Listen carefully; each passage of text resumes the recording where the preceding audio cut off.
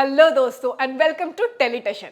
उड़ने की आशा का ड्रामा इस वक्त अपने पीक पर है और जो लेटेस्ट ट्विस्ट सामने आया है उसने तो व्यूवर्स के होश ही उड़ा दिए। घर के अंदर एक ऐसा वॉर जोन का माहौल बन चुका है जहां इमोशंस, एक्यूजेशंस और ईगो सब टकरा रहे हैं।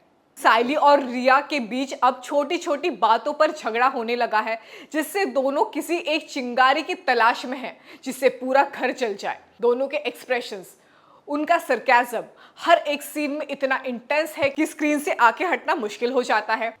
दोनों के एक्सप्रेशंस, उनके सरकाज़म हर एक सीन में इतना इंटेंस होता है कि स्क्रीन से आंखें हटाना मुश्किल हो जाता है।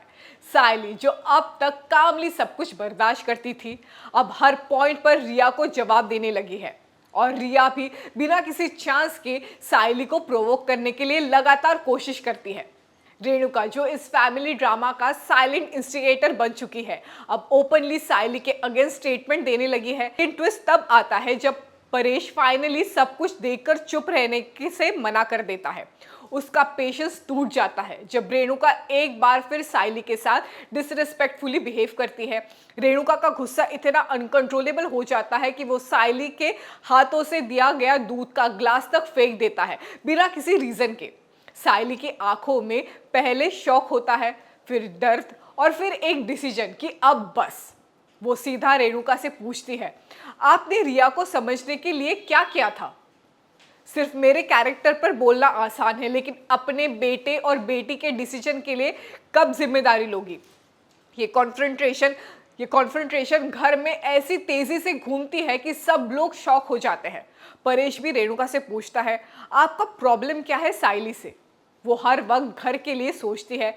अगर आप उसी पर इल्ज़ाम लगा रही हो और आप उसी पर ही इल्ज़ाम लगा रही हो।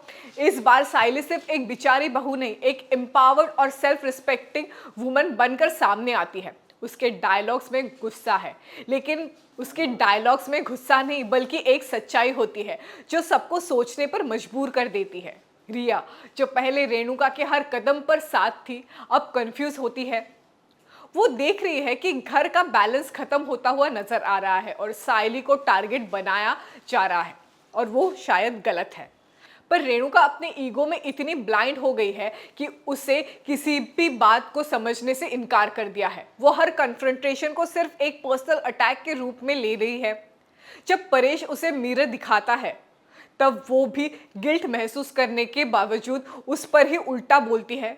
उस पॉइंट पर व्यूअर्स क्लियरली डिवाइडेड होते हैं। एक साइड साइली को सपोर्ट में है जो स्ट्रांगली स्टैंड ले रही है और दूसरी साइड रेणुका के एक्शन को टॉक्सिक कहते हुए रिया को ब्लेम किया जा रहा है। सोशल मीडिया पर हैशटैग टीम साइली और रेणुका टॉक्सिक जैसे हैशटैग ट्रेंड करने लगे हैं। लोग कह रहे हैं कि फाइनली एक शो में फैमिली पॉलिटिक्स और ससुराल डायनामिक्स को रियलिस्टिकली दिखाया गया है, जहां एक आइडियल बहू अपने खिलाफ हो रही टॉक्सिक बिहेवियर के खिलाफ आवाज उठाती है। फैंस का कहना यह है कि अगर साइली घर छोड़कर चली जाती है तो ये फैमिली टूट जाएगी, लेकिन अगर रेणुका नहीं बदली तो और भी ज्यादा बुरा हो सकता है। ये ट्रैक इस वक्त सबसे ज्यादा ग्रिपिंग फेज में है क्योंकि यहाँ से कहानी किसी भी डायरेक्शन में जा सकती है।